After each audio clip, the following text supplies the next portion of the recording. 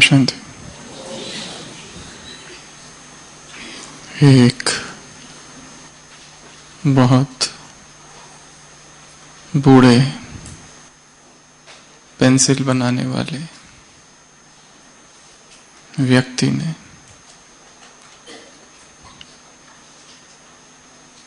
अपनी नई नई बनाई हुई एक पेंसिल को उठाया और उससे बात करने लगा जैसे कि वो कोई एक व्यक्ति हो।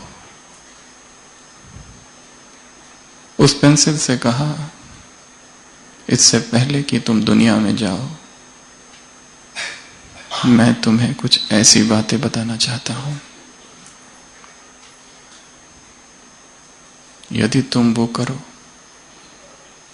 तो तुम इस संसार की द बेस्ट पेंसिल बन जाओगी। और वो पेंसिल का रचयिता, पेंसिल मेकर, उस पेंसिल से कहता है कि तुम अपने जीवन में ये 5 बातें याद रखना हमेशा के लिए। सबसे पहली बात, जब तुम जीवन की यात्रा चालू करोगी तो अपने आप को किसी के हाथ में सौंप देना। सबसे पहली बात वो पेंसिल से कहता है कि तुम अपने आप को किसी के हाथ में सौंप देना। दूसरी, तुम्हें बहुत छीला जाएगा, टीस उठेगी, दर्द होगा, खलिश उठेगी, पीड़ा होगी, पर याद रखना जब जब वो शार्पनिंग, जब जब तुम्हें छीला जाएगा, तुम्हारे हाथों से महान कार्य होंगे। इसके लिए दुख न मनाना। तीसरी बात, लिखना बंद ना करना कभी भी। लिखते जाना, लिखते जाना, लिखते जाना, चलते जाना, चलते जाना, कभी भी ना रुकना। चौथी बात, ये भी याद रखना, अगर लिखते लिखते कुछ गलत तुमने लिख दिया तो उसको मिटाने के लिए रबर रखना, या ये याद रखना कि यह भी गलत लिखा गया तो वो मिटाया भी जा सकता है। और 5वीं बात, निरंतर याद रखना जो असली चीज है वो अंदर है और जो बाहर है वो केवल आवरण है, केवल वस्त्र मात्र है। असली जो चीज है वो कहाँ है? अंदर।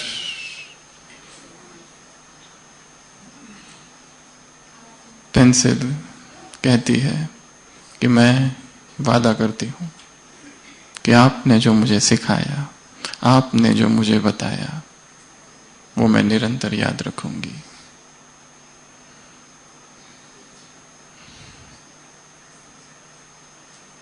भगवान ने हम आत्माओं को रचा और हमें भी सबसे पहली शिक्षा दी कि तुम अपने आप को किसी के हाथ में दे देना। मुरली है 18 जनवरी की 1985।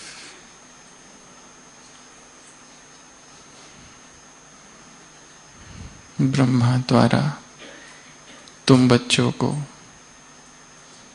समर्थ भाव का वरदान बाप अर्पित करते हैं, तो रचा उस परमात्मा ने और हमें सौंप दिया एक ऐसे व्यक्ति के हाथ कि जिससे ये तकदीर ऊंच हो गई, महान हो गई। आज की मुरली में बड़ा ही अच्छा एक वाक्य आया है। बाप राइट हैंड बच्चों से क्या करते हैं? हैंड शेक करते हैं। और हमें क्या करना है? जब वो हैंड शेक करे तो जब वो हैंडशेक करे तो हमें क्या करना है? उसके हाथ से सारी शक्तियों को खींच लेना, सारे दिव्य गुणों को खींच लेना, सारे ज्ञान को खींच लेना। वो आता है संगम युग पर और हैंडशेक करता है, हेलो आई एम शिव बाबा। प्यासा हिरन जैसे ढूंढे है जल को, वैसे प्रभु मैं तुझे खोज रहा, जैसे जैसे तुमने मुझे खोजा, अब मैं आया हूं तुम्हारी खोज पूरी करने। आकाश का सिंहासन छोड़कर दूर का मिसा मुसाफिर।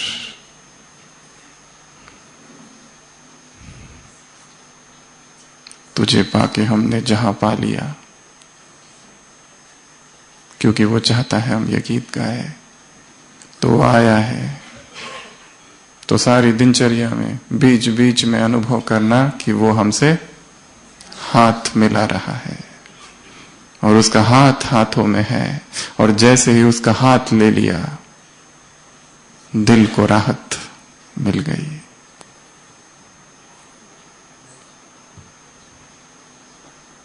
जैसे उस पेंसिल मेकर ने उस पेंसिल को कुछ शिक्षाएं दी और उस पेंसिल ने अंततः कहा कि मैं प्रतिज्ञा करती हूं कि ये सारी शिक्षाओं को याद रखी। बाबा ने आज की मूल्य में बहुत सारी बातें हमको बताई है और फिर कहा प्रतिज्ञा करो, और प्रतिज्ञा को क्या करो, फिर रिवाइज करो। कब? अमृत वेला।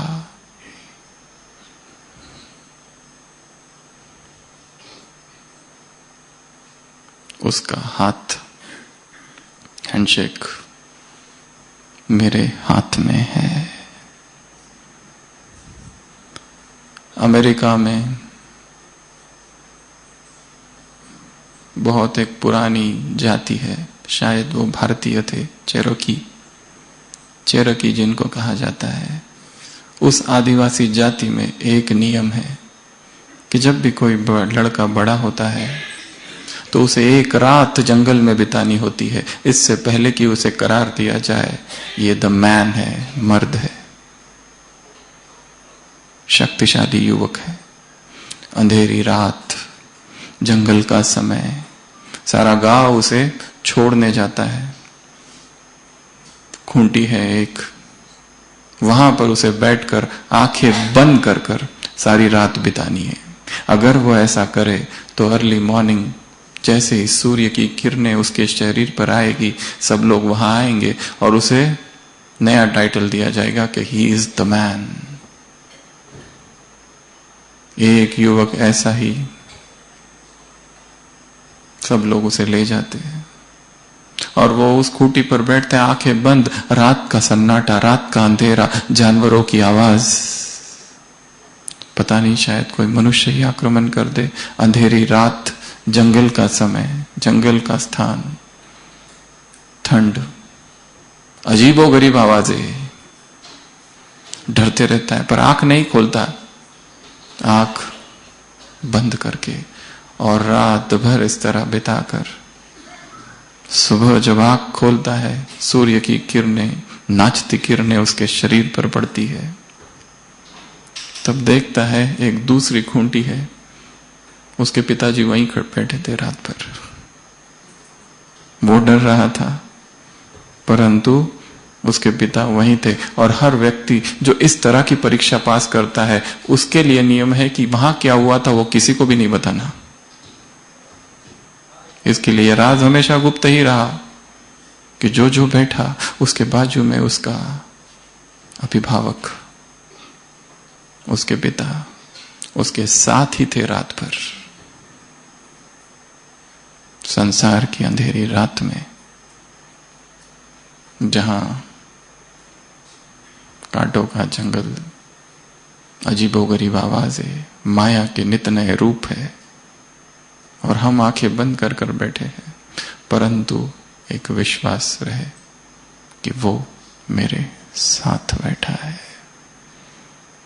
ऐसे उमंग उत्साह में रहने वाले बच्चों को बाप दादा, ऐसे राइट हैंड बच्चों को, ऐसे बच्चों को जिन्होंने प्रत्यक्षता की प्रतिज्ञा की है, ऐसे बच्चों को बाप दादा क्या करते हैं?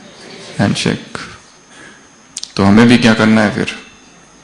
पक्का पकड़ के रखना है। एनर्जी ट्रांसफरेंस, सारी शक्तियों को खींच लेना है। और बार बार पकड़ के रखना है। तो अव्यक्तवाणी है 18 तारीख की, जनवरी मास की 85 की, ओम शांति भवन में चली। लंबी मुरली है, इसको हम रिवाइज करेंगे। मुरली में विदेशियों से मुलाकात, विदाई के समय दादियों से कुछ बातें बाबा ने की और मुरली। तो इस मुरली को हम 18 भागों में डिवाइड करेंगे, 18 पॉइंट्स। कौन किसको देख रहा है? ये दिन कौन सा है? दिन कौन सा है? समर्थ दिवस। दिन कौन सा है? अव्यक्त दिवस। दिन कौन सा है? इस दिन के नाम क्या क्या है? स्मृति दिवस, समर्थि दिवस, अव्यक्त दिवस, शक्तियों को प्रत्यक्ष करने का दिवस। मुरली को छोड़कर इस दिन का नाम क्या है? संपूर्ण बनने का दिवस, संपन्न बनने का दिवस, कर्मातीत बनने का दिवस और बाप समान बनने का दिवस और सर्वशक्तिया बाप बच्चों को विल करता है इस दिन, ऐसा ये दिवस। ये भी एक चिंतन का विषय है कि इस यज्ञ में इस दिन का क्या महत्व है। और बाबा ने 18 जनवरी का ही दिन चुना। 18 अध्याय गीता के पूर्ण हुए। तो इस मुरली में ऐसी 18 बातें। सबसे पहली, समर्थ बाप समर्थ दिवस पर किसको देख रहा है? समर्थ बच्चों को देख रहा है।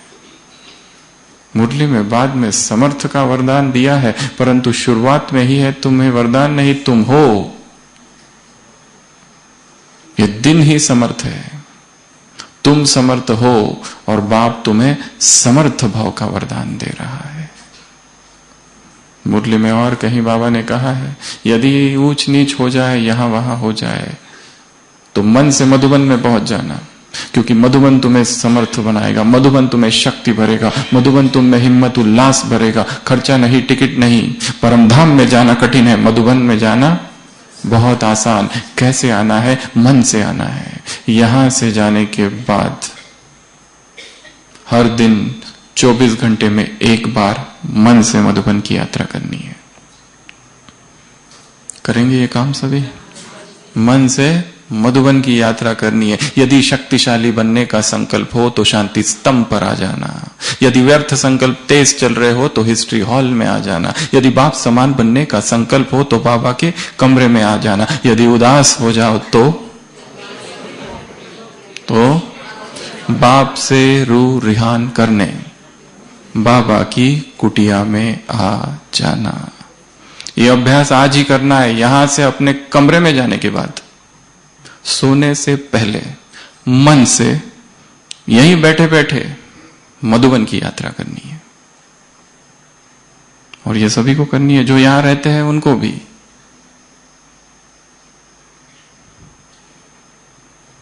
कई वर्षों पहले कुछ साइंटिस्ट यहां आए थे शायद।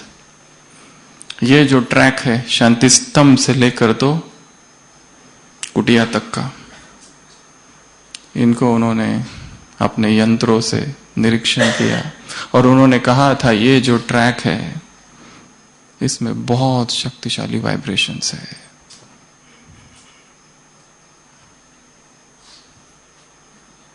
तो सबसे पहली पॉइंट, समर्थ बाप समर्थ दिवस पर समर्थ बच्चों को देख रहा है।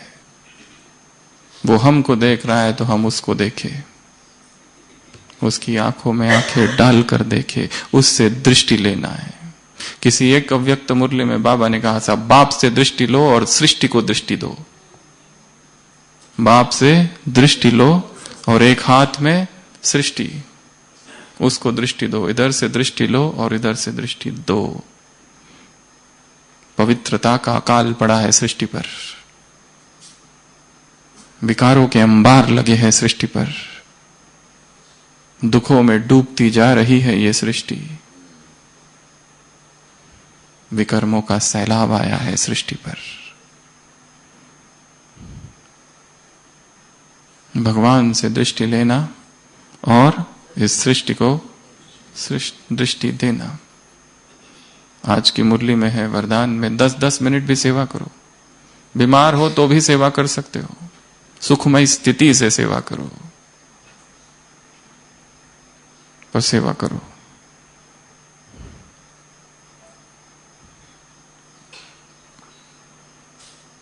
पहली बात। दूसरी बात, ब्रह्मा द्वारा शिव बाबा एक वरदान अर्पित कर रहे हैं। कौन सा वो वरदान है? समर्थ भव। आत्मा निर्बल बन गई है, इसलिए उसमें विकार बार बार आते रहते हैं। आत्मा इतनी शक्तिहीन बन गई है, विकारों का आकर्षण है, विकारों में सुख महसूस होता है, क्योंकि आत्मा की ऊर्जा शक्ति कम हुई है। इसलिए अमृत वेला उठते ही आंख खुली है। अभी बाबा के कमरे में भी नहीं गए, अभी ट्रांसलाइट के सामने भी नहीं गए, आंख खुली और एक हाथ अदृश्य आया, और जिसने मेरे सिर पर वो हाथ आ गया, और भगवान कह रहा है समर्थ भव। ये तीसरा अभ्यास है। पहला हैंडशेक, दूसरा मधुबन की यात्रा, और तीसरा समर्थ भव। भगवान ने ही हाथ रख दिया है, जो सबसे ज्यादा शक्तिशाली है, जो शक्ति का सागर है, जो बल का सागर है, जिसके लिए असंभव कुछ भी नहीं, जो अमावस को कर दे पूनम, उसने हाथ रख दिया। ये दूसरी बात। तीसरी बात, 18 जनवरी का दिन। तीसरी बात, बाप इस दिन क्या करता है? शक्तियों को स्टेज पर लाता है, शक्तियों को प्रत्यक्ष करता है, स्वयं छिप जाता है और शक्तियों को साकार करता है। वो खुद छिपता है और हमें प्रत्यक्ष करता है। पेंसिल मेकर के बारे में कोई नहीं पूछता, पेंसिल की चर्चा है। कौन सी पेंसिल से लिखा, क्या लिखा? पेंसिल मेकर ने पेंसिल को अपनी शिक्षाएं देकर स्वयं को छिपा दिया।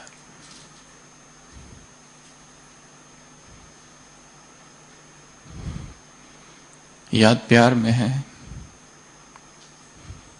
अपने कर्मों से बाप के दिव्य कर्मों को प्रत्यक्ष करने वाली आत्माओं को, मुरली के याद प्यार में एक जगह है, अपने कर्मों से, श्रेष्ठ कर्मों से बाप के दिव्य कर्मों को प्रत्यक्ष करने वाली आत्माओं को, अपनी जीवन कहानी से ब्रह्मा बाप की दिव्य जीवन कहानी स्पष्ट करने वाली आत्माओं को।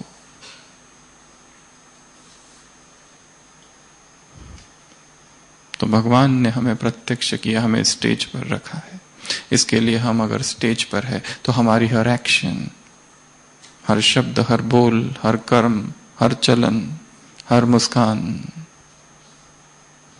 हर कल्पना, स्मृति, स्वप्न, सब कुछ बहुत ऊंचा हो, क्योंकि भगवान ने स्टेज पर रखा है। यदि हम रोते हुए हैं, दुखी है, उदास है, अपने ही जीवन के संघर्ष में डूबे हुए हैं,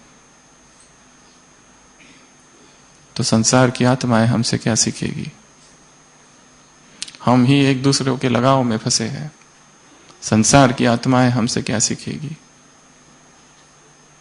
दादी प्रकाश मणि जी ने एक जगह बहुत अच्छी बात कही है, और वो बात जीवन का थीम बन जाए।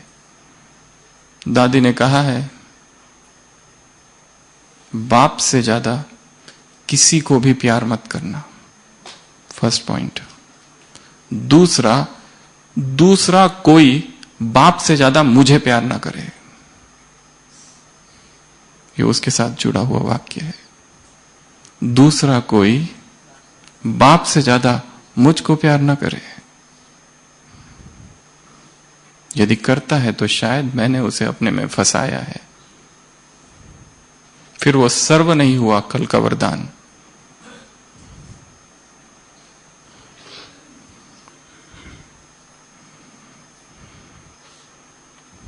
ये तीसरा, स्टेज पर भगवान ने स्टेज पर रखा है।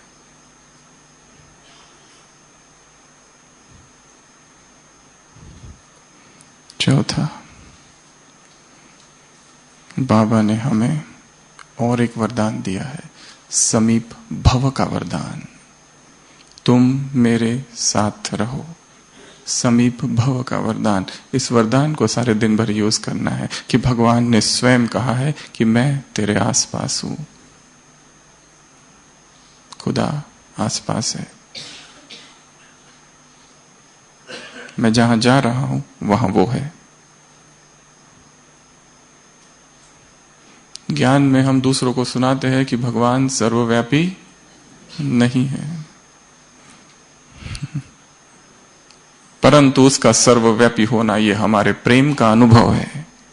तुम तो यहीं कहीं बाबा मेरे आसपास हो। उन भक्तों की भी ज्यादा गलती नहीं है, क्योंकि हमने ही वो अनुभव किया कि जहां मैं हूं वहां तू है।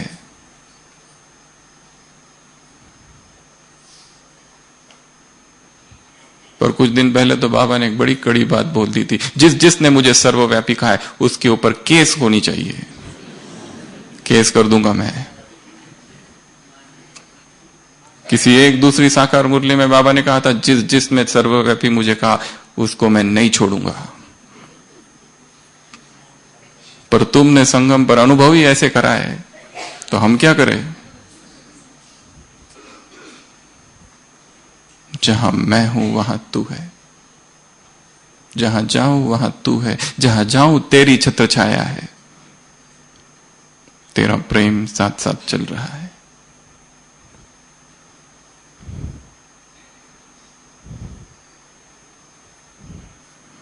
समीप भव, समान भव का वरदान। चौथा, पांचवा, स्नेह। इस दिन हमने अपने नैनों में उसके स्नेह को समा लिया है। भगवान को स्नेह में समाने का यह दिन है। क्या वास्तव में हमने अपनी आंखों में उसको समाया है? और किन आंखों में भगवान बसता है? प्रश्न पूछा है, हम पूछ रहे हैं आपसे, भगवान किन आंखों में बसता है? किसी भी आंखों में बस जाएगा? ऐरा गहरा नत्थु खैरा, किन आंखों में भगवान बसता है? जो आंखें पवित्र है, जो सिविलाइज है, जो निर्विकारी आंखें है, उनमें भगवान बसता है। जो आंखें निर्दोष दृष्टि है जिसकी, जो किसी को भी दोषी नहीं मानते। किसी एक अव्यक्त मुरली में बाबा ने कहा है, यदि मधु समान मीठी स्थिति बनानी है तो किसी की भी निंदा नहीं करो। ये ड्रामा एक्यूरेट है, ड्रामा परफेक्ट है। ड्रामा में जो हो रहा है हर एक का पार्ट है। हम किसी की निंदा क्यों करें? यदि तुम किसी की निंदा करोगे तुम्हारी दुगुनी होगी एक दिन।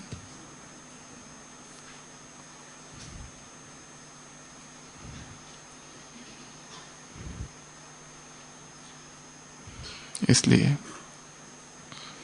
भगवान उन आंखों में बसता है जो पवित्र है। भगवान उन आंखों में बसता है जो निर्दोष दृष्टि है।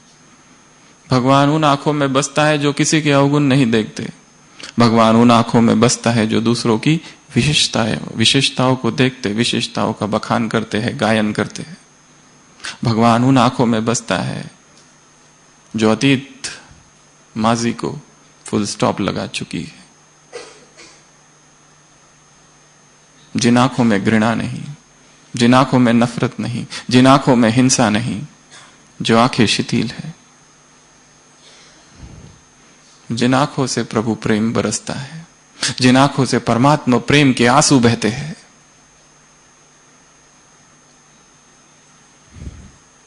ऐसी आंखों में वो बसता है। क्या हमारी आंखों में वो है? भगवान को हम अपनी आंखें ऑफर करें तो आके बैठेगा?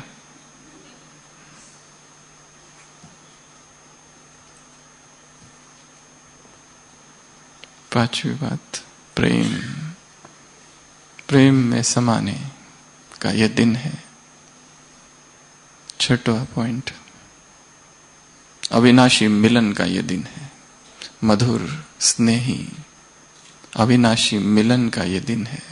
भगवान से मिलन मनाने का दिन। प्यासा हिरन जैसे ढूंढे है जल को, वैसे प्रभु मैं तुझे खोज रहा, वैसे मैं तुझको खोज रहा था, जैसे कोई हिरन खोज रहा था। और अब आकर तुम मिले हो, और केवल मिले नहीं हो, आकर हैंडशेक कर दिया। केवल मिले नहीं हो, वरदान दे दिया समान समीप भव का। केवल मिले नहीं हो, अविनाशी मिलन का वरदान दे दिया। ऐसे आकर तुम मिले।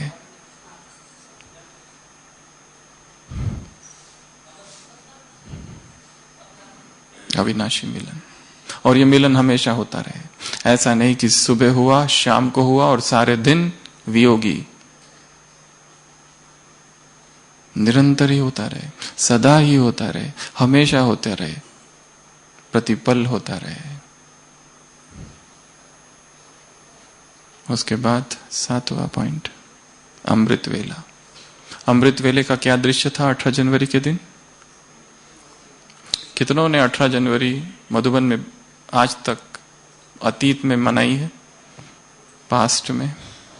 कैसा दृश्य होता है? अश्रुधारा, प्रेम की धारा, ठंड, आ जाओ ब्रह्मा बाबा हमारे, आबू का तीर्थ तुमको पुकारे। अव्यक्त वायुमंडल, 2 बजे से भीड़ लग जाती है।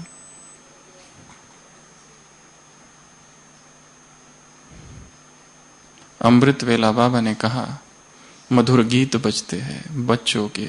अमृत वेला महिमा के गीत, अमृत वेला प्रेम की लहर। और बाबा को मोतियों की माला, एक एक मोती पर क्या लिखा है? मीठा बाबा। और ऐसी माला संसार में और किसी को भी नहीं है, केवल मुझे है। कौन कह रहा है? भगवान। ये भगवान का अपना नशा है। सतयुग में भी ऐसी माला नहीं होगी जो माला अब पहनते हैं। परंतु ये 18 जनवरी और अव्यक्त मास भक्ति मार्ग के श्रावण मास की तरह ना हो जाए।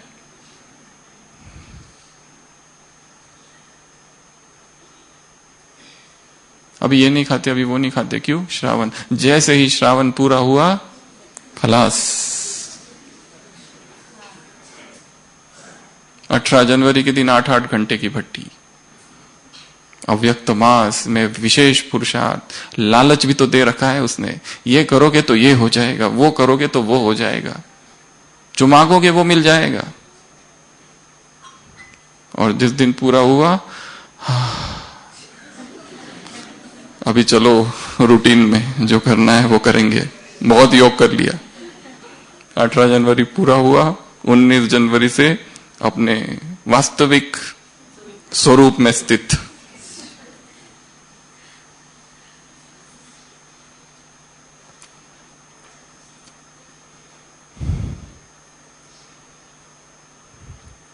अमृत वेला शक्तिशाली बनाना है, जिसमें अनुभव हो, जिसमें प्रेम के आंसू आ जाए। और आंसू हम अपनी इच्छा से नहीं ला सकते, अपने आप आने चाहिए। जब आत्मा भाव विभोर हो जाती है, डूब जाती है प्रेम में, तो ये आएंगे, नहीं तो नहीं, नहीं तो झूठे आएंगे। 8वां, बांधे लिया। वियोग के गीत गाती है, प्रभु प्रेम में मगन है ऐसे बच्चों को जो बांधे लिए है, जो बंधन में है, जिसको पवित्रता का बंधन है, सेंटर जाने का बंधन है, ज्ञान में चलने का बंधन है। ऐसे बच्चों को बाबा कहते हैं, आथत देते हैं कि प्रत्यक्षता के नगाड़े बजेंगे और तुम इस स्वीट होम में आओगे, मधुर मिलन होगा यहां। भगवान कह रहा है, अर्थात भगवान को पता है हमारे हर एक एक बंधन की सूचना उसके पास है।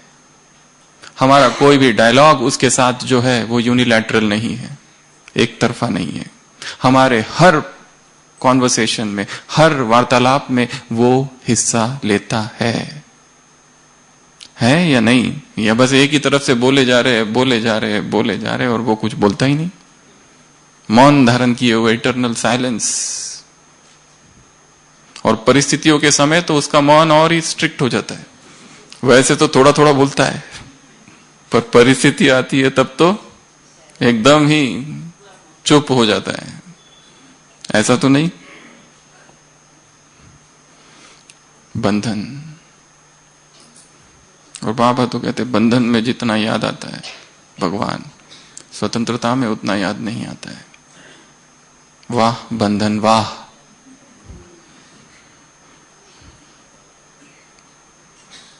तड़प है, मिलन की प्यास है।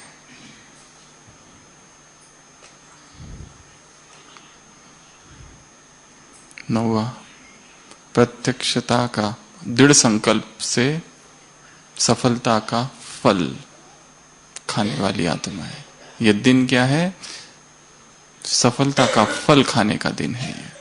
दृढ़ संकल्प से सफलता और फल, ये नाम दिया है इस दिन को। 10वां, दूर है पर बाप के दिल के समीप है, इसका ये दिन है।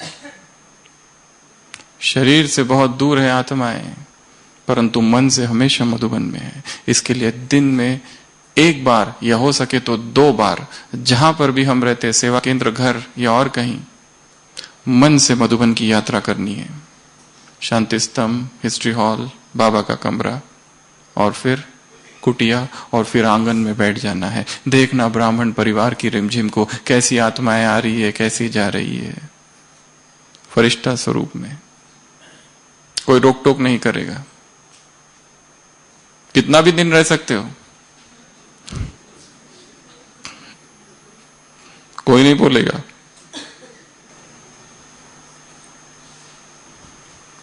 तो समीप रहने का ये दिन है, दूर रहते हुए भी समीप रहने का ये दिन है। और फिर अगली पॉइंट, यहां पर बाबा ने प्रतिज्ञा और प्रत्यक्षता ये बातें की है। जो भी प्रतिज्ञा करते हो उनको क्या करो? उनको क्या करो? अमृत वेला रिवाइज करो। संकल्प करने के बाद अगर रिवाइज न किया जाए तो पूरा नहीं होगा। और कितने हमने संकल्प किए और कितने संकल्प ऐसे ही गिर गए, और कितने संकल्प झूठे हो गए, कितनी प्रतिज्ञाएं की कहां चली गई। हमारी प्रतिज्ञा है उस व्यक्ति की प्रतिज्ञा की तरह है। एक नाव जा रही है जिसमें 30 लोग हैं, सभी अमीर है, बहुत धन कमा कर आ रहे हैं, और नाव बस अब पहुंचने ही वाली है तो अचानक तूफान आ गया, भयंकर तूफान। नाव हिलने लगी, पानी नाव के अंदर आने लगा, हवा के झोंके, और सब अस्त व्यस्त होने लगा। सभी बैठकर प्रार्थना करने लगे, हे प्रभु बचाओ, मेरा जो कुछ है तुम्हारा ही है। बड़ी बड़ी प्रार्थनाएं करने लगे। एक सूफी संत उस नाव में बैठा था, उसने कहा जरा संभाल के प्रतिज्ञाएं करना, ऐसा ना हो कि तूफान थम जाए और किनारा दिख जाए और फिर पछताओ। और अचानक किनारा दिखता है, अचानक तूफान रुक जाता है और सब शांत। पर एक व्यक्ति जो सबसे धनपति था, सबसे ज्यादा अमीर था, उसकी प्रतिज्ञा सबने सुन ली और वो फंस गया। उसने कहा था, हे प्रभु मुझे बचा ले, अगर तू मुझे बचा ले तो मेरा जो एक घर है 1 करोड़ का, उसको बेच के जो भी पैसे आएंगे सब गरीबों को दे दूंगा। और ये प्रतिज्ञा सभी ने सुन ली और तूफान रुक गया। अब क्या करे? पर वो भी ऐसे ही थोड़ी छोड़ेगा, उसने भी अच्छी युक्ति लगाई, बहुत जबरदस्त युक्ति। प्रतिज्ञा तो की, वो भी भगवान से। घर बेचने को नोटिस लगाया और उसके साथ एक बिल्ली की कीमत 1 करोड़, घर की कीमत 10 रुपया। अगर घर खरीदना है तो बिल्ली साथ में खरीदनी पड़ेगी। तो बिल्ली और घर साथ में बिक गया। कहा था प्रतिज्ञा में, घर बेचकर जो पैसा आया गरीबों में बांट दूंगा। तो घर के 10 रुपए आए और गरीबों में बांट दिए। भगवान को भी ठगा। प्रतिज्ञा तो पूरी की ना। हमने कैसी प्रतिज्ञाएं की। यहां तो बाबा ने प्रत्यक्षता की प्रतिज्ञा, पर हम बात करेंगे कोई भी प्रतिज्ञा को यदि साकार करना है, किसी भी प्रॉमिस, किसी भी ओथ, किसी भी संकल्प को, किसी भी वचन को, तो क्या करना चाहिए, उसकी कुछ विधियां है। सबसे पहला एक्सेप्टेंस, स्वीकार करो कि मेरे से गलती हो गई या मुझ में यह आदत है जो मुझे छोड़नी है। ये एडिक्शन है, वो मोबाइल हो सकता है, इंटरनेट हो सकता है, कुछ भी हो सकता है। ये आदत मुझ में है, स्वीकार। दूसरा रियलाइज कि हाँ, इस आदत ने मेरी कितना मेरा नुकसान किया है। इस व्यक्ति के साथ संबंध जो मैंने जोड़ के रखा है वो ज्ञान के मार्ग में अनैतिक है, अलौकिक नहीं है, लौकिक है, आत्मिक नहीं, दैहिक है। इस संबंध ने मुझे बहुत दुख दिया, अब इस संबंध को मुझे दूर जाना है इससे। Realise, second step realisation. पहले तो स्वीकारो, हाँ हम फंस चुके हैं। जैसे मुरलियों में आता है, दुनिया वालों को कहो तुम पतित है तो मानते नहीं है, कभी गुस्सा करते, पर पहले माने तब पावन बनने का मार्ग ढूंढे। पहले मान ले कि हमारी दुर्गति हुई है, तब सदगति का मार्ग दिखे। जब हम ये मानेंगे कि मैं फंस चुका हूं किसी व्यक्ति में, किसी वस्तु में, किसी वैभव में, किसी स्थान में, किसी संस्कार में, कोई पुरानी दर्दनाक याद में,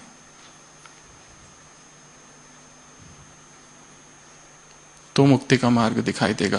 पहला स्वीकार, दूसरा रियलाइज, मनन करो निगेटिव बातों का, क्या नुकसान हुआ इस आदत से।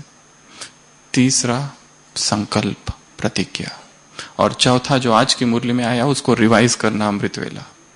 छठवा विजुलाइज, उसको देखना कि मैं एक ऐसा व्यक्ति बन रहा हूं जो इस आदत से मुक्त है, ऐसा व्यक्ति बन रहा हूं जो इस पश्चाताप के भाव से, इस आत्मग्लानि से, अपराध भाव से, गिल्ट कॉन्शियसनेस से, रिपेंटेंस से मुक्त हूं। विजुलाइज। उसके बाद अफर्मेशंस, वाक्य बोलते रहना अंदर ही अंदर, मैं मुक्त हूं, मैं मुक्त हूं, यह आदत मेरे सामने बहुत ही छोटी है, मैं शक्तिशाली हूं। उसके बाद इंप्लीमेंटेशन, 3 दिन का प्लान सफल हो गए, फिर 7 दिन का प्लान सफल हो गए, 21 दिन का प्लान। अमृत वेला कभी 4 बजे, कभी 3:45, कभी 4:15, कभी 5, कभी 5:30, कभी 6, कभी 2 मधुबन में आने के बाद। अस्थिर है, टाइमिंग ही फिक्स नहीं है, अब उसको फिक्स करना है। संकल्प, प्रतिज्ञा। उसके बाद नेक्स्ट इज रिव्यू। 7 दिन के बाद, 3 दिन के बाद देखना कि 3 दिन कैसे रहे, वो प्रतिज्ञा का पालन किया या कहीं गिरा। यदि गिरा तो क्यों, कौन से कारण थे, कौन से ट्रिगर थे, कौन सी वो बातें थी जो आई और जिसने ब्रह्मचर्य को खंडित कर दिया, और क्यों। वो सारे सेंशुअल कामुक ट्रिगर्स को ही नष्ट कर देना। इंग्लिश में कहावत है, out of site is out of mind. ये वस्तु है जो मुझे किसी की याद दिलाती है, वस्तु को ही हटा दो ताकि वो व्यक्ति की भी याद ना आए। स्थूल पर भी काम करना है। ऐसे ही चित्र देखें कि जिससे कुछ विकारी संकल्प आए, वस्तुओं को ही हटा दो। Out of mind, out of site is out of mind. कोई व्यक्ति है, शुगर है, और सामने ही टेबल पर ही चॉकलेट रखे है, रोज ऑफिस में जाता है, सबसे पहली दृष्टि उसी के ऊपर पड़ती है, आदत है खाने की, वो अच्छा लगता है, लंबे समय की आदत है। अटल बिहारी वाजपेयी जी ने कभी एक सभा में स्वीकार किया था कि रोज रात को भोजन करने के बाद मुझे मीठा चाहिए, अब बताओ क्या करूं, कोई ये आदत को छुड़ाने में मेरी मदद करे तो करे, ऐसा कहा था। तो ये सारी स्टेप्स है, acceptance, realisation, promise, visualisation, affirmation, affirmation अर्थात रिपीट करना, बार बार बार बार उस वाक्य को रिपीट करना, मन ही मन एकांत में अमृत वेला रिवाइज करना प्रतिज्ञा को, और फिर इंप्लीमेंट, प्लान बनाना कोई एक। ऐसे ही नहीं होगा, प्लानिंग लगता है। यदि जल्दी उठना है तो रात को जल्दी सोना पड़ेगा, त्याग करना पड़ेगा रात के सारे डिजिटल आकर्षण का। रात के समय ज्यादा एक्टिव हो जाते, दिन में थोड़े कम रहते। हम भी मसरूफ और अपने कामों में, रात के समय आहा सारा कुछ हो गया, मुरली सुन के हो गया, अमृत वेला हो गया, दिन भर सेवाएं होगी, जॉब हो गया, ट्रैवल हो गया, अभी आहा कुछ एंटरटेनमेंट। और मायावी नगरी का एंटरटेनमेंट विकार के अतिरिक्त तो कुछ भी नहीं है।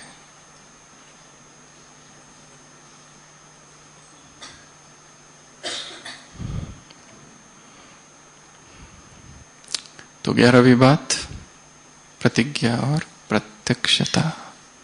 रिवाइज करो, और बाबा ने यह भी कहा कि दिनचर्या में टाइम निकालो और स्वयं की चेकिंग करो। उसके बाद में 12वीं पॉइंट हैंडशेक। राइट हैंड जो बच्चे हैं, बाबा उनके साथ क्या करते हैं? हैंडशेक। कितना जोर से हैंडशेक करना है? हल्का फुल्का, कस के, उसको दर्द ना हो। एक बात हम हमेशा बताते हैं, श्री रामायण में दिखाते हैं, राम जी बैठे हैं केवट की नाव में, सीता जी बैठे हैं, लक्ष्मण बैठे हैं, और वो केवट यहां घुमाता है, वहां घुमाता है, यहां करता है, वहां करता है। राम जी कहते हैं, केवट ये क्या कर रहे हो, हमको डर लग रहा है। केवट बड़ा चतुर है, साधारण भगत नहीं है, वो बहुत चतुर है। वो कहते हैं, अच्छा प्रभु यदि आपको भय लगता है तो आप मेरा हाथ पकड़ लो ना। उसे पता है आत्मा यदि परमात्मा का हाथ पकड़े तो कोई भरोसा नहीं आत्मा का, यदि परमात्मा आत्मा का हाथ पकड़ ले तो ये नैया पार। वो कहता है, राम जी आप ही मेरा हाथ पकड़ लो अगर आपको इतना डर लगता है तो। नदियां पार होते हैं, राम जी कहते उतराई, भाड़ा कितना हुआ? वो कहता है, भाड़ा तो मैं नहीं दूंगा। क्यों? तुम आए घाट हमारे, हम आएंगे घाट तुम्हारे, तब तुम पार करायो राम। तुम इस भवसागर के केवट हो, इस जगत के केवट हो, इस जन्म मृत्यु का जो सागर है उसके केवट हो, उसके खिवैया हो। जब तेरे घाट पर हम आएंगे तो फ्री में पार कराना। तो सभी अलर्ट होके बैठेंगे।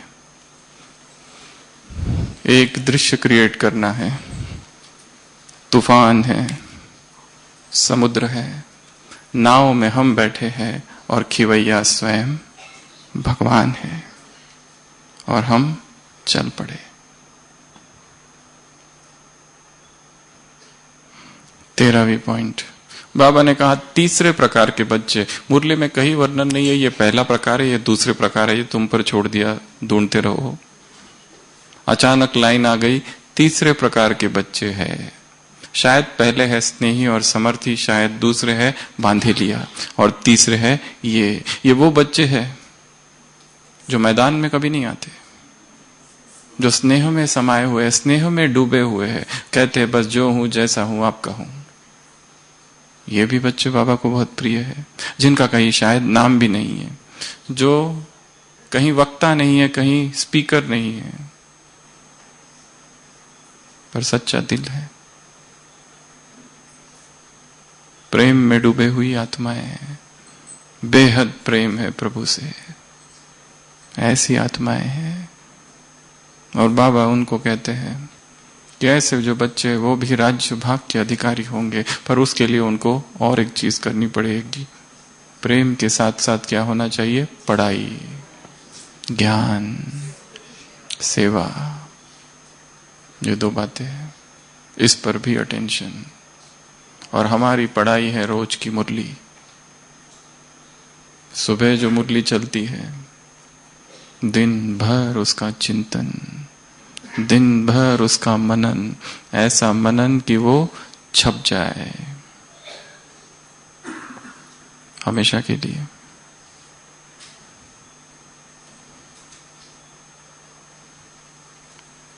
सिंसियर स्टूडेंट, स्मार्ट स्टूडेंट की ये निशानी है कि उसे पढ़ाई से बहुत प्यार होता है, योग से भी प्यार, पढ़ाई से भी प्यार, जो जो बात उसने सिखाई उन सभी बातों से प्यार, क्योंकि सारी शिक्षाएं मुरलियों में आती है, मुरली ही बताती है। वो पेंसिल मेकर ने ही बताया उस पेंसिल को कि तुमको छीला जाएगा, अगर बताया नहीं होता तो शायद उसे दुख होता, पर पहले ही बता दिया कि जब जब तुम्हें छीला जाएगा दुख ना करना, तुम्हारे द्वारा कल्याण होना है। तो 13वीं ये बच्चे। उसके बाद में चौथे बच्चे बहुत ज्यादा चतुर है। बाबा ने कहा ये स्वीट बच्चे हैं। बाबा हमसे कहते हैं बच्चों प्रतिज्ञा करो, बच्चे बाप से कहते हैं आप प्रॉमिस करो। बहुत ज्यादा चतुर है। बाबा से क्या कहते हैं? आप प्रॉमिस करो, और बाप उनको क्या कहते हैं? खुश रहो, आबाद रहो, बढ़ते रहो। ये उत्तर है भगवान का कि सदा ही खुश रहो, सदा ही आबाद रहो, बर्बाद ना हो। विकारों ने तुमको बर्बाद कर दिया है।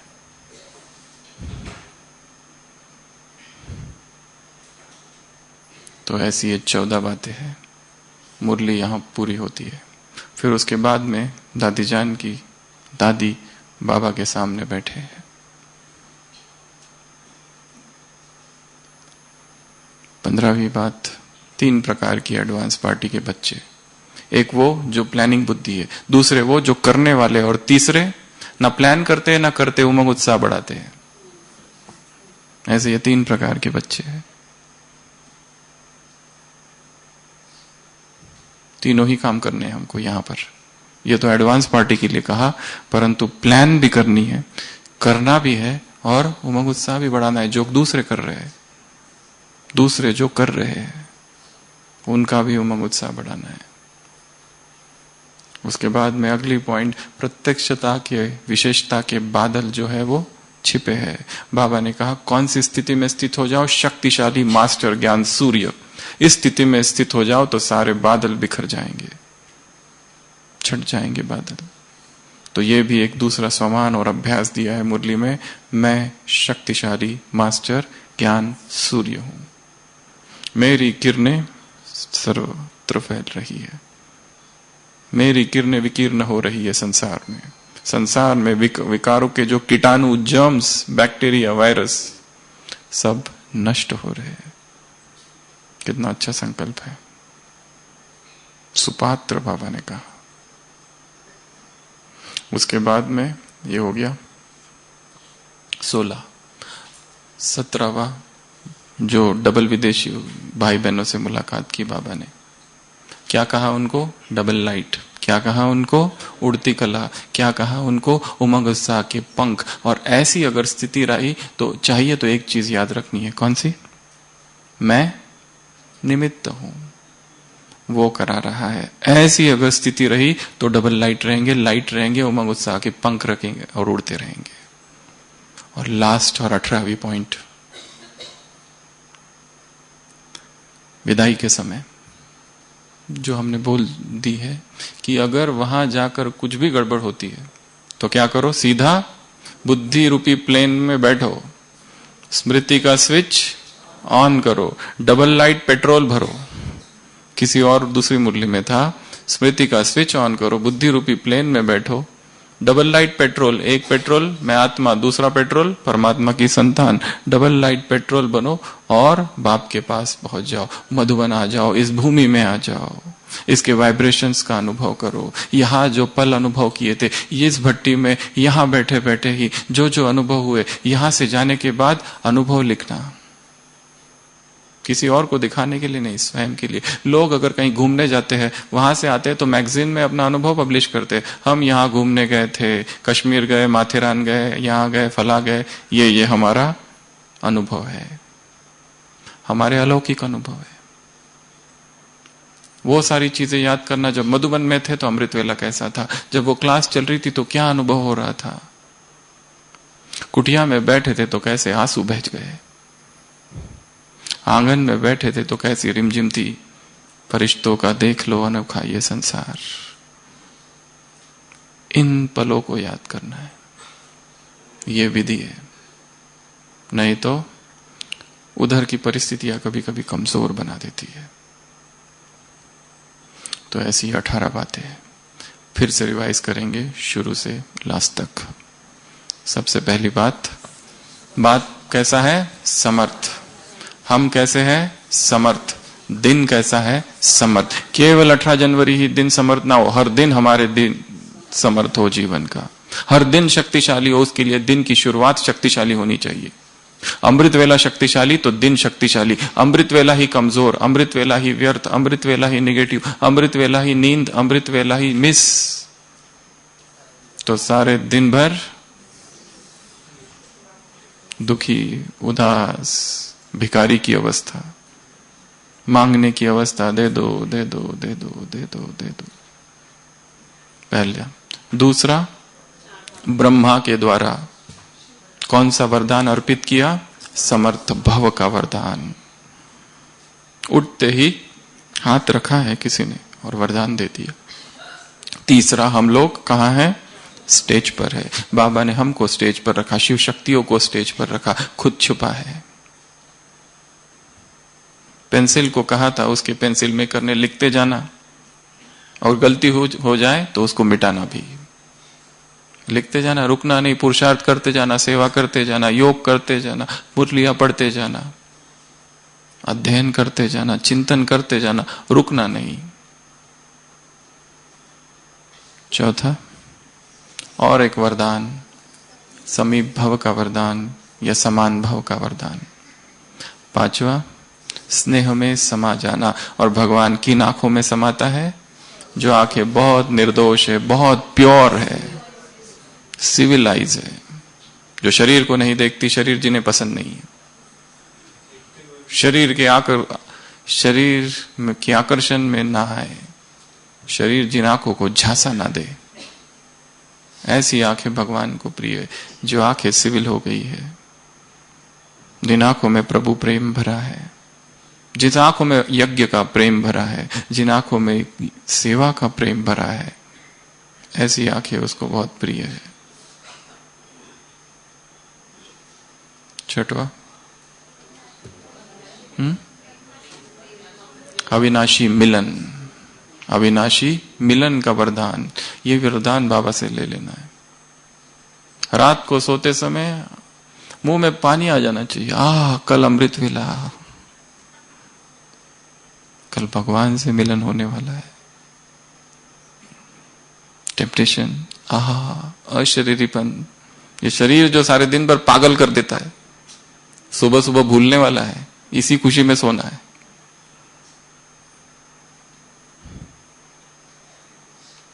सातवां, अमृत वेला, बाबा को माला पहला देना सुबह सुबह, प्रेम के मोतियों की माला। आठवां, बांधेलियों के कहा, वियोगी आत्माएं योगी आत्माएं हैं, दिल से वियोगी है, पर बाबा उन्हें कहते हैं धीरज धर, ये बंधन एक दिन टूट जाएंगे। कोई भी स्थिति परमानेंट नहीं रहती है, और जब जब अंधेरा ज्यादा हो जाएगा, समझना अभी प्रभात होने वाली है।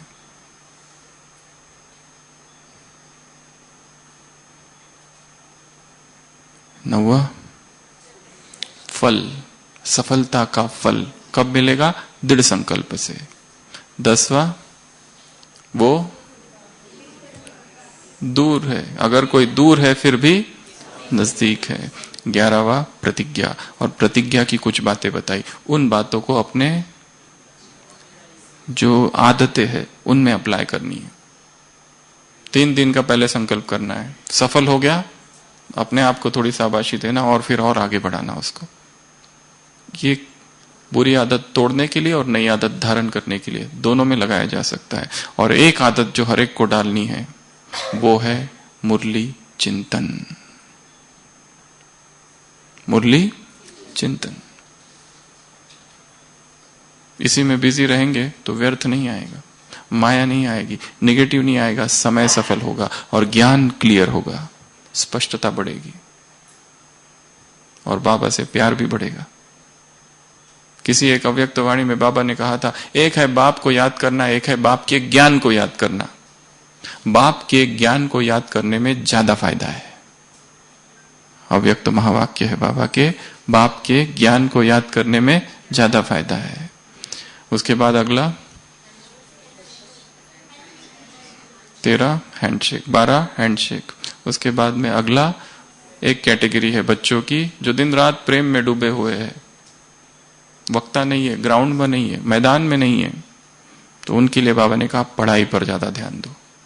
और फिर दूसरे कुछ चतुर सुजान बच्चे हैं जो कहते हैं आप ही हमारे लिए करो, आप ही कुछ ऐसा करो कि आपको हमारी याद ही ना भूले। आप हमें कहते हो निरंतर याद करो, निरंतर याद करो, आप कुछ ऐसा याद करो हमको कि आप हमको भूलो ही नहीं, तो हमको अच्छा ही हो जाएगा। ऐसे चतुर बच्चे भी है, बहुत ज्यादा चतुर। हमको कहते हैं 8 घंटा याद करो, आप कितना घंटा याद करते हो हमको? गिनती से परे हो।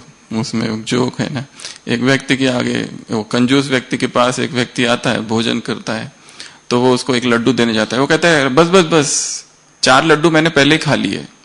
कंजूस व्यक्ति कहता है 4 नहीं, तुमने 6 खाए। वैसे गिनती कौन करता है?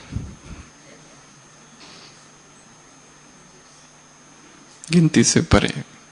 चलो ये तो दूसरी बात थी। अगला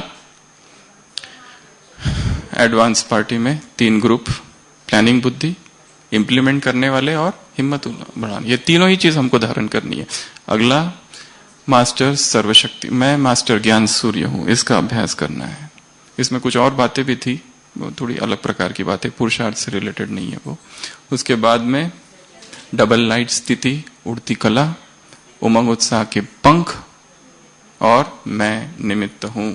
यह अहंकार नहीं कि मैं कुछ करता हूं, ये करता हूं, वो करता हूं, जो हो रहा है अपने आप हो रहा है। संगम युग पर सब कुछ ईश्वरीय शक्तियों से हो रहा है। और लास्ट पॉइंट, मधुबन में आ जाना। ऐसे कैसे? कैसे? ऐसे डबल लाइट आत्माओं को, ऐसे स्वयं को निमित्त समझने वाली आत्माओं को, ऐसे समर्थ दिवस पर स्वयं को समर्थ बनाने वाली आत्माओं को, अविनाशी मिलन का वरदान प्राप्त करने वाली आत्माओं को, ऐसे प्रेम के आंसू बहाने वाली आत्माओं को, ऐसे हैंडशेक करने वाली आत्माओं को, ऐसे प्रतिज्ञा लेने वाली आत्माओं को, और प्रतिज्ञा से बाप को प्रत्यक्ष करने वाली आत्माओं को, ऐसी जो बंधन में है परंतु भगवान से मिलन मना के बंधनों से मुक्त होने वाली आत्माओं को, ऐसे बहुत मीठी और चतुर आत्माओं को जो बाप को भी कहती है कि तुम हमको याद करो, ऐसे अमृत वेला, हाँ,